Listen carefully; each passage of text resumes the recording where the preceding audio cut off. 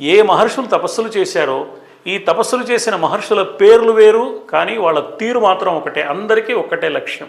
ఈ తపస్సు ద్వారా, తపస్సు అంటే మనస్సుని ఇంద్రియాలను ఏకాగ్రం చేయడం, తపస్సు ద్వారా మనస్సును ఇంద్రియాలను ఏకాగ్రం చేసి ఏమి సాధించాలని వాళ్ళు కోరుకున్నారు అంటే లోక కళ్యాణం సాధించాలి, విశ్వశ్రేయస్సును సాధించాలి, మానవులు మంచి మార్గంలో నడవడానికి కావలసిన దారిని మనం సూచన చేసే ప్రయత్నం చేయాలి అనేదే మహర్షులకు లక్ష్యం తప్ప వ్యక్తిగతమైన పరిమితమైన సంకుచితమైన ప్రయోజనాల జోలికి వెళ్ళిన వాళ్ళు కాదు వాళ్ళు.